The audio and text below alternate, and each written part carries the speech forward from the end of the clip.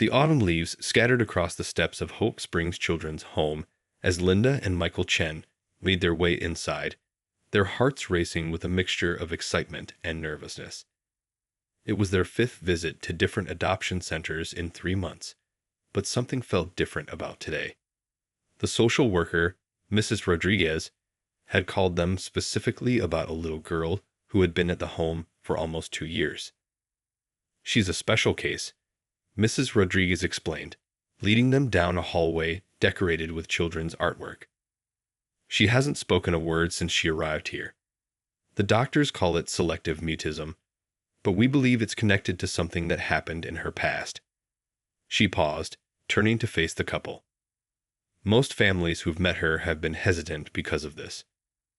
Through the playroom window, they saw her sitting alone in a corner, her curly hair falling softly around her face as she focused intently on a drawing. 8 years old, according to her file, but her eyes held a wisdom that seemed far beyond her years. Linda felt her breath catch in her throat. There was something about this child that pulled at her heartstrings. "Can we meet her?" Michael asked, his voice barely above a whisper. Mrs. Rodriguez nodded, gently opening the door. "This is Rose," she said softly. The little girl looked up, her dark brown eyes studying them carefully. She didn't smile, but she didn't look away either. Instead, she held their gaze with a quiet intensity that spoke volumes without saying a word. Linda knelt down beside her, careful to maintain a comfortable distance. "Hello, Rose. That's a beautiful drawing you're making." On the paper, Rose had created an intricate pattern of butterflies, each one seemingly trying to break free from its boundaries. To everyone's surprise, Rose picked up a fresh sheet of paper and began drawing again. This time, she sketched 3 figures holding hands. When she finished, she slowly pushed it toward Linda and Michael. I think that's us," Michael said quietly, emotion catching in his throat. Linda squeezed his hand, fighting back tears of her own. Over the next hour, they sat with Rose, watching her draw. She didn't need words to communicate. Her art spoke for her. Each picture seemed to tell a story. A house with empty windows, a bird in a cage, and finally, a door standing open with sunlight streaming through. Before they left that day, Mrs. Rodriguez pulled them aside. "I should warn you. There's a lot we don't know about Rose's background. Her file has some unusual gaps. The authorities found her in unusual circumstances, but much of that information is restricted. Are you sure you want to proceed with this?" Linda and Michael exchanged glances. In those few hours, they'd seen glimpses of who Rose really was, not just a silent child, but a soul yearning to be understood. Despite her silence, or perhaps because of it, she had communicated more genuine emotion than many adults they knew. "We've been waiting to adopt for 3 years," Linda said firmly. "Everything we thought we were waiting for. I think we were actually waiting for her." The next few weeks were filled with paperwork, background checks, and home visits. Each time they returned to see Rose, she had a new drawing waiting for them. The pictures began to change subtly. More colors, more light, fewer shadows in the corners. What the Chens didn't know then was that this was just the beginning of a journey that would challenge everything they thought they knew about family, trust, and the power of love to heal deep wounds. As they drove home that first day, the image of Rose's drawing, those 3 figures holding hands, kept playing in their minds. Sometimes, they would later realize, the biggest moments in life come wrapped in the quietest packages. Nobody at Hope Springs could have predicted how this story would unfold, or that Rose's silence held secrets that would eventually shake their world to its core. But for now, in that warm playroom with autumn light streaming through the windows, something profound had quietly begun. The day Rose moved into the Chen family home was filled with gentle rain and nervous excitement. She carried only 2 things: a small purple backpack and a crumpled photograph she kept tightly in her pocket. Linda had spent weeks preparing the bedroom, painting the walls a soft yellow and filling the shelves with books, art supplies, and a collection of stuffed animals. But when Rose first stepped inside, she seemed almost overwhelmed by it all, her eyes wide as they took in every detail. Their teenage son, Alex, who had initially been uncertain about having a new sister, surprised everyone that first day. When Rose hesitated at the bottom of the stairs, it was Alex who quietly came down, picked up her backpack, and showed her which steps creaked when you walked on them, as if sharing a secret only siblings would know. Those first few weeks tested everyone's patience and creativity. Rose would wake up before dawn, and Linda would often find her sitting by the window, drawing in the notebook they'd given her. She had her own way of asking for things, pointing, nodding, or drawing little pictures. For breakfast, she would draw a bowl with circles in it, which they learned meant she wanted cereal. When she was thirsty, she would tap her glass twice. School presented its own challenges. The special education teacher, Mrs. Wu, worked closely with Rose, using a combination of written cards and hand signals. To everyone's surprise, Rose excelled at math, solving complex problems that left her classmates scratching their heads. During art class, she created paintings that made her teachers stop and stare. Vivid scenes filled with hidden meanings they couldn't quite understand. But it wasn't all smooth sailing. Some nights, they would hear soft footsteps in the hallway and find Rose checking all the windows and doors, making sure they were locked. Other times, she would freeze in the middle of an activity, her body becoming completely still if she heard certain sounds, like police sirens or helicopters overhead. Michael started a new bedtime routine. Instead of reading stories aloud, he would sit with Rose, and they would look through picture books together. She would point to images she liked, and he would describe them, creating stories from the pictures. Sometimes, she would shake her head at his interpretations and draw her own version of what she thought was happening in the scene. Alex discovered that Rose loved watching him play basketball in the driveway. One afternoon, he noticed her mimicking his shooting motion when she thought no one was watching. From that day on, he started leaving the basketball in an easy-to-reach spot, pretending not to notice when she would sneak out to practice by herself. Linda kept finding little drawings hidden around the house, under pillows, tucked into books, or taped inside cabinet doors. They were like pieces of a puzzle, showing fragments of memories or feelings Rose couldn't express in words. One drawing showed a woman with long braids holding a child's hand. Another depicted a room full of shadows with a tiny door of light. Linda carefully saved each one, hoping that someday they would understand their meaning. The photograph Rose brought with her remained a mystery. She kept it folded in her pocket during the day and under her pillow at night. The one time Linda caught a glimpse of it, she saw what looked like a woman standing in front of a colorful building, but Rose had quickly hidden it away before she could see more. As the weeks passed, the family developed their own silent language. A tap on the shoulder meant, "I'm here." 2 blinks meant, "I'm okay." A squeeze of the hand meant, "I'm scared." They learned to read Rose's expressions, the way her shoulders tensed when she was anxious, how her eyes lit up when she was happy. What they didn't know then was that every quiet moment, every gentle interaction, was slowly building a bridge of trust. Rose's silence wasn't just an absence of words, it was a presence of its own, teaching them all to listen in different ways. And beneath that silence, a story was waiting to be told, one that would change their lives forever. 3 months into Rose's life with the Chens, tiny changes began to appear, like the first buds of spring after a long winter. It started one morning at breakfast when Linda found a handwritten note next to her coffee cup. In careful, rounded letters, Rose had written, "Thank you." Though simple, those 2 words felt like magic, causing Linda to hold the paper close to her heart for several minutes while trying not to cry. This small breakthrough opened a new chapter. Rose started leaving more notes around the house, short ones at first, asking for juice or indicating which shoes she wanted to wear. The family began writing back, turning their home into a gentle conversation that played out on sticky notes and notebook pages. Alex even taught her to fold paper airplanes, and soon their messages were flying across rooms, bringing quiet giggles from Rose.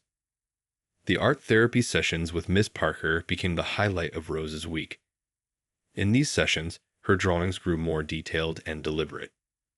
One particular picture caught everyone's attention. A woman with intricate braids woven with bright ribbons, standing in front of what looked like a marketplace. The woman appeared in many of Rose's drawings, always with the same loving smile and colorful clothes that seemed to dance on the paper. Miss Parker noticed something else: Rose's reaction to the news. Whenever the TV showed stories about missing children or international incidents, she would either leave the room or draw with intense focus, her pencil moving across the paper as if trying to speak words she couldn't say. One afternoon, during a news report about a case involving children from another country, Rose's hands trembled so badly she broke 3 crayons before Linda gently turned off the television. But there were beautiful moments too. Rose discovered the family's old piano in the basement, and though she never played it, she would sit and run her fingers over the keys without pressing them, as if remembering a song. After watching her do this several times, Michael brought home a small keyboard for her room. That night, they heard the softest of melodies coming through her door, just a few notes, played over and over, like a memory trying to find its way home. In the garden, Rose showed a natural talent that amazed them all. She could tell when plants needed water before any signs of wilting appeared. She started an herb garden in small pots on the windowsill, labeling each one with careful drawings instead of words. The mint flourished under her care, and she would pick fresh leaves to float in Linda's evening tea. One remarkable day at school, Rose's class was learning about different countries. When they reached a section about Caribbean nations, she became unusually animated. Her hand shot up, the first time she'd ever volunteered in class, and she pointed excitedly at a map of Haiti. Later that day, she drew a detailed picture of a street scene filled with bright buildings, street vendors, and people dancing. At the bottom, she wrote in shaky letters, "Home." The family discovered that Rose understood far more than they'd initially realized. During homework time, Alex would sometimes get stuck on his French assignments. One evening, as he struggled with pronunciation, Rose picked up his textbook and pointed to several errors in his work. The look of surprise on Alex's face was priceless, but he quickly covered it by asking her to help him study, turning it into their special siblings' time.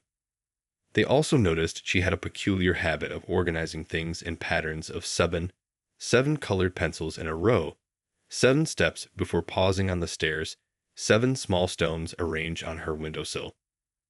Linda wondered if this meant something, adding it to the mental list of mysteries that surrounded their silent daughter. As winter turned to spring, Rose's gestures became more expressive, her interactions more confident. She developed a special signal with each family member. A double blink for Linda meant, "I love you." A fist bump with Alex meant, "Good job." And a gentle tap on Michael's shoulder meant, "I'm tired." What the Chen family didn't realize was that these 3 months of small breakthroughs were building towards something bigger. Like a dam holding back a powerful river, Rose's silence was beginning to show tiny cracks. Behind her quiet exterior, a story was gathering strength, waiting for the right moment to break free and change everything they thought they knew about their beloved daughter. The night that changed everything started like any other. The house was quiet, with only the soft hum of the dishwasher and the gentle ticking of the living room clock. Linda had just finished checking on Rose, who was sleeping peacefully, her cherished photograph tucked safely under her pillow as always. The rest of the family had settled in for the night, with Alex finishing his homework and Michael reading in his favorite armchair. Around midnight, a sound pierced the silence. A scream so raw and terrified that it made the whole house feel like it was shaking. It wasn't just any scream. It was Rose's voice, heard for the first time, filled with such fear that it made everyone's blood run cold. Linda and Michael rushed to her room, nearly colliding in the hallway, while Alex appeared at his doorway, his face pale with concern. They found Rose tangled in her sheets, her eyes wide with terror, gasping for breath. The photograph she always kept hidden was clutched in her trembling hands. But this time, in her distress, she didn't try to hide it. Linda reached for her, and instead of pulling away as she usually did when upset, Rose threw herself into her arms, her small body shaking with silent sobs. Michael turned on the bedside lamp, casting a warm glow across the room. In the soft light, they could finally see the photograph that Rose had guarded so carefully. It showed a beautiful woman standing in front of a vibrant marketplace, wearing a bright yellow dress and a proud smile. She was holding the hand of a younger Rose, who was laughing at the camera, her hair braided with colorful ribbons that matched her mother's dress. "Bad men," Rose whispered, her voice hoarse and accented, speaking for the second time in their presence. They came at night." Then she fell silent again, burying her face in Linda's shoulder, her hands still gripping the photograph so tightly her knuckles turned white. Alex, showing wisdom beyond his years, quietly went downstairs and returned with a cup of warm milk and honey, something their grandmother used to make when they had nightmares. He sat on the edge of Rose's bed, holding the cup patiently until she was ready to take it. The simple gesture seemed to help ground her in the present moment. Linda and Michael exchanged worried glances over Rose's head. This wasn't just a normal nightmare. This was a memory surfacing, bringing with it whatever trauma had sealed Rose's voice away. The photograph, they realized, wasn't just a keepsake. It was evidence of a life they knew nothing about, a story that was finally beginning to emerge. For the next few hours, they all stayed in Rose's room. Nobody suggested going back to bed. Alex brought in his blanket and pillows, making a nest on the floor. Michael pulled up the old rocking chair from the corner, and Linda sat on the bed, still holding Rose. They created a protective circle around her, letting her know without words that she was safe, that whatever haunted her dreams couldn't reach her here. As the night wore on, Rose's breathing slowly steadied. She began to do something they'd never seen before. She started pointing to different parts of the photograph, then to herself, then making gestures they didn't understand. It was as if now that her voice had broken free, even for those few words, she was desperate to communicate more, but didn't know how. Around dawn, exhaustion finally won out, and Rose fell asleep in Linda's arms. The photograph slipped from her loosened grip, and Michael carefully placed it on the nightstand, in clear view, not hidden away for the first time since she'd arrived. Alex had fallen asleep on his makeshift floor bed, and Linda and Michael found themselves looking at each other with a mix of worry and determination. They knew that tomorrow would need to be different. They would need to call Mrs. Rodriguez at the adoption agency, maybe even get in touch with authorities. Something had happened to Rose, something that went beyond the simple explanation of a traumatized child. Her few spoken words, heavily accented, hinted at a story far more complex than they had imagined. As the first rays of sunrise peeked through Rose's window, the Chens didn't know that this night wasn't just a breakthrough. It was the beginning of a revelation that would unravel everything they thought they knew about their beloved daughter. The morning after Rose's nightmare, Linda and Michael decided to take her to Dr. Thompson, a child specialist who had been monitoring her progress since the adoption. The waiting room was quiet except for the soft bubbling of a fish tank in the corner. Rose sat between her parents, sketching in her notebook as usual, though her hands still trembled slightly. Nobody expected what happened next. As Dr. Thompson began her routine checkup, asking simple yes or no questions that Rose usually answered with nods, something extraordinary occurred. The doctor held up a picture card showing different emotions, a standard part of their sessions. But instead of pointing, Rose opened her mouth and spoke. "Je suis effrayée," she said clearly, her voice carrying a musical quality nobody had heard before. The room fell silent. Those 3 words, French for I am afraid, changed everything. Dr. Thompson, who fortunately knew some French from her college days, looked as surprised as everyone else. She gently responded in French, and suddenly Rose's words came pouring out like a river breaking through a dam. She spoke rapidly, her French flowing naturally, tears streaming down her face as she pointed to the photograph she brought with her. The doctor quickly called for a proper French translator who arrived within the hour. Through the translator, they learned that Rose, whose real name was Marie Claire, had been born in Haiti. The woman in the photograph was her mother, a journalist who had uncovered something dangerous. Rose's brief sentences painted a picture of happy days in a bright, busy city, followed by terrifying nights of running and hiding.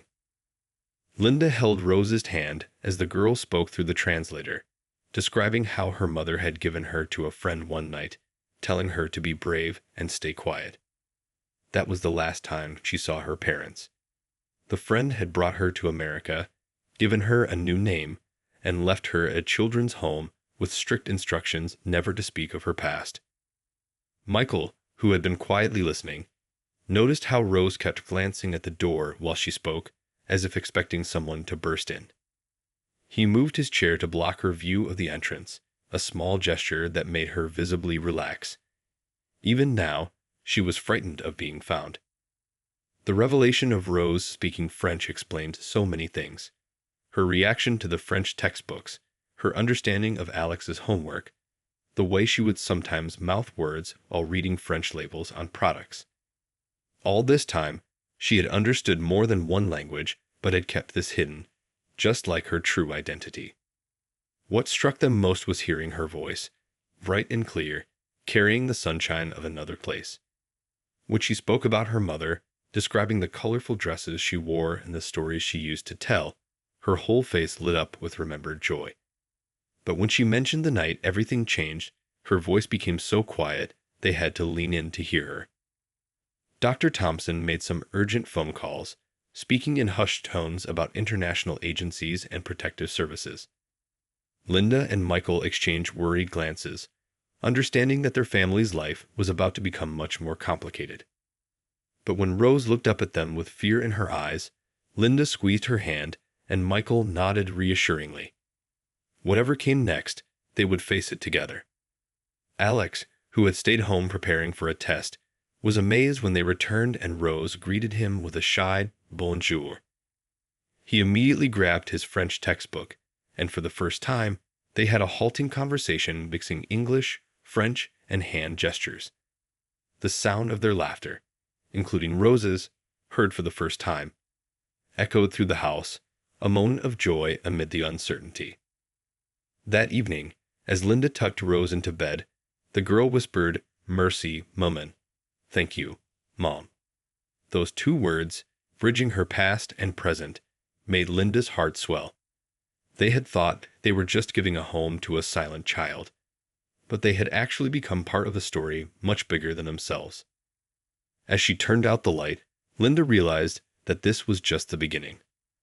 Rose's voice had unlocked a door, behind which lay questions that would need answers, truths that would need to be faced, and perhaps even dangers that would need to be confronted.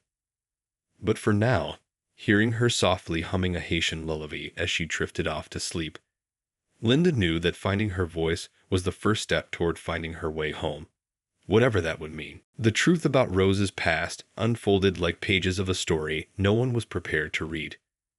Within days of her speaking French, their quiet home became a hub of activity. Two kind-faced agents from the International Children's Rights Division arrived, bringing with them files and photographs that made Linda's heart ache. Through gentle conversations with Rose, now aided by a professional translator, they learned the full story. Her parents hadn't been ordinary citizens in Haiti. They were heroes who had stumbled upon a dangerous secret. Her mother was a respected journalist, her father a local teacher, and together they had discovered evidence of a child trafficking network operating through several orphanages. "Your parents were very brave," the female agent explained to Rose, showing her a newspaper clipping from 3 years ago. The article, though in French, carried a photo of Rose's mother standing proudly outside a courthouse. Rose touched the image gently, tracing her mother's face with her fingertip. The night everything changed, Rose explained, had been warm and sticky. She remembered the smell of her mother's cooking and the sound of music from their neighbor's radio. Then came the pounding on their door. Her father had rushed her and her mother to the back of the house, where a family friend was waiting. There were shouts, crashes, and her mother's last words, "Stay quiet, my love. Stay safe." Michael held Linda's hand tightly as they listened to Rose describe how she spent weeks moving from place to place, always at night, always in silence. The family friend, who they now knew was part of an underground network protecting witnesses, had brought her to America with false papers. The silence hadn't just been trauma, it had been protection. "Your parents' work helped save many children," the male agent told Rose. The information they uncovered led to the rescue of dozens of trafficking victims. He paused, letting the translator relay this before adding gently, "And now we know they saved you too." Alex, who had been quietly listening from the corner, suddenly spoke up. "Is that why she organizes things in sevens?" All eyes turned to him as he explained how Rose always arranged things in groups of 7. Rose nodded, then spoke softly in French. The translator explained that 7 was her mother's lucky number. She had always told Rose that good things come in sevens. The investigation into her parents' case had gone cold after their disappearance, but Rose's emergence brought new hope. Her memories, though painful, provided missing pieces to a puzzle that international authorities had been trying to solve for years. Each drawing she had made, each habit she had formed, carried clues that now made perfect sense. Linda and Michael faced their own challenging questions. The agents explained that Rose's maternal grandmother was alive, living safely in Montreal. She had been searching for her granddaughter for 3 years, never losing hope. The revelation brought both joy and fear. Joy that Rose had family, fear that she might be taken away. Rose, picking up on their anxiety, did something that surprised everyone. She walked to her room and returned with all her drawings from the past months. One by one, she laid them out, pictures of the Chens, of their house, of Alex playing basketball, of Linda gardening, of Michael reading. Then she placed a photograph of her mother in the center. Through the translator, she said something that made Linda cry. "I have 2 families now. One in my heart, one in my home." The agents exchanged looks. This case would require special handling. Rose wasn't just any witness. She was a child who had found healing and love in the midst of trauma. Her silence had protected her, but her voice would now protect others. The evidence she could provide, the stories she could tell, might help shut down the remaining trafficking networks. As the sun set that day, casting long shadows through their living room windows, the Chens understood that their family's story was part of something much larger. Rose's journey from silence to speech wasn't just about finding her voice. It was about using that voice to bring justice and help other children who couldn't speak for themselves. That night, as the house finally quieted, Rose taught them a Haitian lullaby her mother used to sing. Her voice, clear and sweet, carried years of love and memory. It was a moment of pure magic, a bridge between her past and present, between loss and hope, between silence and truth. The weeks that followed brought a whirlwind of activity as the FBI joined forces with international authorities. Their living room became a gentle kind of command center, with agents coming and going, always careful to maintain a sense of normalcy for Rose's sake. The investigation that had gone cold 3 years ago suddenly sparked back to life, all because of a little girl's courage to finally speak. Rose worked with a kind-hearted sketch artist who helped her put faces to her memories. Her artistic talent, which had been her only voice for so long, now became a powerful tool for justice. She could remember details that amazed the investigators: the pattern on a man's tie, the sound of a distinctive laugh, the smell of a particular cologne that still made her shiver. "Your daughter has an extraordinary memory," the lead investigator told Linda and Michael one afternoon. He spread out a map on their kitchen table, where Rose had marked locations she remembered being taken through during her journey to America. "Each detail she provides helps us connect more dots." The investigation revealed that Rose's parents had documented everything before they disappeared. They had hidden their evidence in multiple locations, using a clever system of clues that only their daughter would understand. Rose's drawings of butterflies, which she'd been making since she arrived at the Chen's home, weren't just pretty pictures. They were landmarks she remembered from the places where her parents had hidden their proof. Alex became an unexpected hero in his own right. His French studies with Rose had helped her feel comfortable enough to start sharing her story, and now he worked with her to create a timeline of events. They used his basketball scoreboard to track the investigation's progress, turning something frightening into a game they could handle together. One breakthrough came when Rose recognized a face on the news, a man arrested for an unrelated crime in Miami. Her whole body went rigid at the sight of him, and she squeezed Linda's hand so tight it hurt. Through the translator, she revealed that this was one of the men who had come to their house that terrible night. Her testimony, combined with evidence already gathered, led to more arrests across 3 countries. The most touching moment came when Rose received a video call from her grandmother in Montreal. Linda held her hand as Rose saw her grandmother's face for the first time in 3 years. Both burst into tears, speaking rapid French mixed with sobs and laughter. Even those who couldn't understand the language could feel the love and relief pouring through the screen. The investigation uncovered a network larger than anyone had imagined. Rose's parents had discovered links between corrupt orphanage officials, traffickers, and even some local authorities.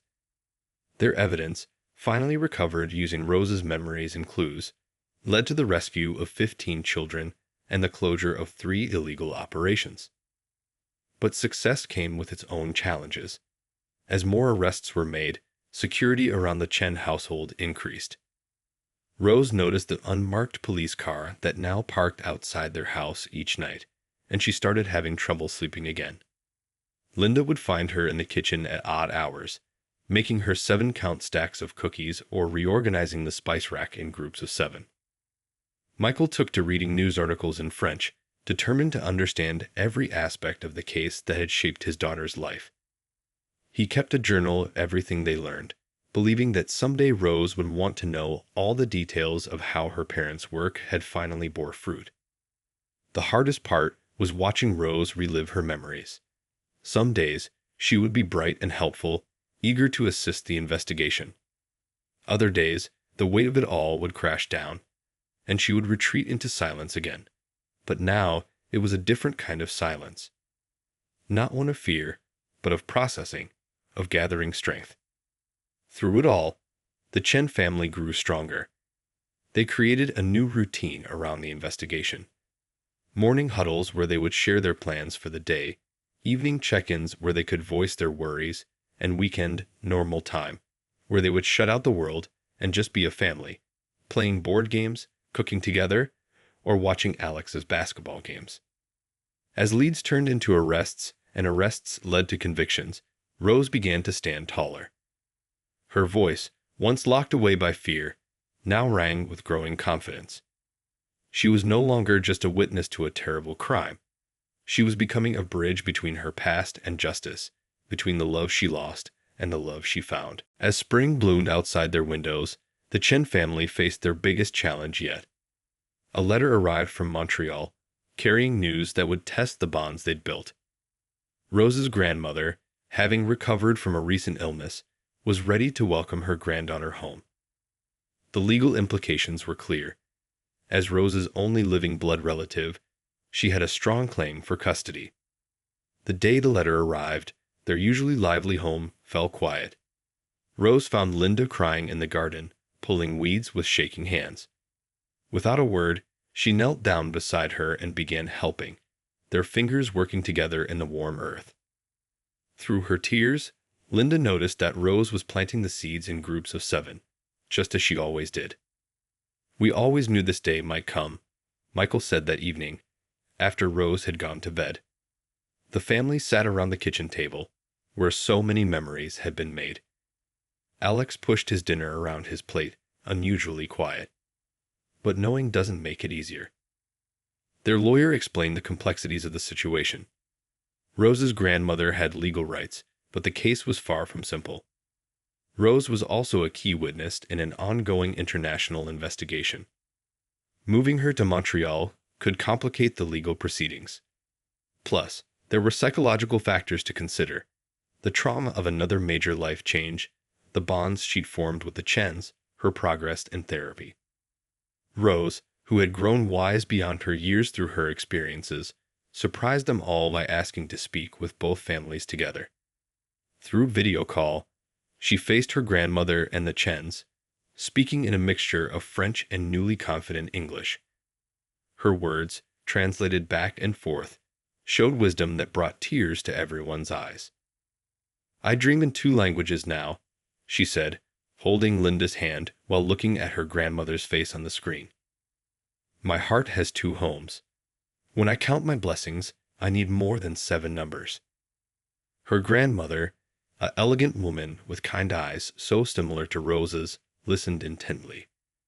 She'd had spent 3 years searching for her only grandchild, and now that she'd found her, she could see how much Rose had healed and grown with the Chens. The love was undeniable. Alex, who had been quiet throughout most of the discussions, suddenly spoke up. He had prepared a presentation, complete with charts and photographs, showing Rose's progress since joining their family. He included her artwork, her improving grades, and even a video of her playing basketball in the driveway. His voice cracked as he concluded, "She's not just my sister now. She's my best friend." The legal talks continued for weeks. Lawyers and child psychologists weighed in, all trying to determine what would be best for Rose. Through it all, she showed remarkable strength, attending her therapy sessions and continuing to help with the trafficking investigation. She started keeping 2 journals, one in French for her grandmother, one in English for the Chens, documenting her thoughts and fears about the future. One evening, as Linda helped Rose prepare for bed, she found her sitting on the floor surrounded by photographs. There was the treasured picture of her mother, now joined by new ones. Alex teaching her to shoot hoops, Michael reading her a story, Linda helping her in the garden. Rose looked up and said something that captured the heart of their dilemma. "How can I choose between 2 pieces of my heart?" The answer, when it finally came, wasn't what anyone had expected. Rose's grandmother made an extraordinary decision. Instead of pursuing full custody, she proposed a unique arrangement. She would move to a nearby city, close enough for regular visits, but far enough to let Rose maintain her stability with the Chens. She had seen how her granddaughter had bloomed in their care, and she wanted to add to that love, not disrupt it. This solution brought new challenges: immigration paperwork, housing arrangements, scheduling considerations. But these were happy challenges. They were building bridges instead of walls, expanding their family instead of dividing it. The day Rose's grandmother came to visit in person was filled with both tears and laughter. She brought old family photos, Haitian recipes, and stories about Rose's parents that made her granddaughter beam with pride. The Chens welcomed her with open arms, understanding that love multiplies, it doesn't divide. That night, they all sat in the backyard, where Rose's garden was in full bloom. 7 types of flowers, naturally, grew in neat rows. As the sun set, Rose taught them all a game she used to play in Haiti, while her grandmother shared stories of Rose's mother playing the same game as a child. In that moment, past and present, loss and love, all came together in perfect harmony. 1 year later, the Chen's backyard was transformed into a celebration of 2 cultures coming together. Colorful Haitian flags danced alongside paper lanterns, while the smell of both Caribbean and Chinese dishes filled the air. It was Rose's birthday, but it was also a celebration of something bigger. The final convictions in the trafficking case had been announced that morning. The gathering included faces that had become familiar over the past year: the kind investigators who had helped solve the case, the translator who had become like family, Rose's therapist who had guided her through the darkest times, and of course, her grandmother, who now lived just 20 minutes away and had become a regular part of their daily lives. Rose, now more confident than ever, moved easily between French and English as she welcomed guests. She wore a beautiful dress that her grandmother had made, incorporating traditional Haitian patterns with modern style. In her hair, she wore exactly 7 butterfly clips, a reminder of the symbols that had helped bring justice to her parents' case. "Look what came this morning," Michael said, holding up a newspaper. The headline told of the final arrests, the closing of the last corrupt orphanages, and the rescue of more children. Rose's testimony had been crucial, but she wasn't just a witness anymore. She had become an inspiration. The article mentioned how she was now helping other traumatized children find their voices through art therapy sessions at the local community center. Alex, now heading to college in the fall, had decided to study international law, inspired by his sister's story. He stood proudly next to a display board showing newspaper clippings of the case, photos of their family's journey, and, in the center, the worn photograph of Rose's mother that had started it all. Linda watched as Rose taught her friends a traditional Haitian dance, her laughter ringing clear and true across the yard. It was hard to believe this was the same silent girl who had entered their lives 2 years ago. The transformation wasn't just in Rose, it was in all of them. They had learned that family could cross oceans, that love could bridge languages, that healing could come in unexpected ways. Rose's grandmother, who everyone now called Grandmère, had become an essential part of their expanded family. She spent weekends at their house, teaching Rose to cook Haitian dishes and sharing stories about her parents. Through her, Rose's connection to her heritage remained strong, while her bonds with the Chens grew deeper each day. The most touching moment came when Rose stood up to make a speech.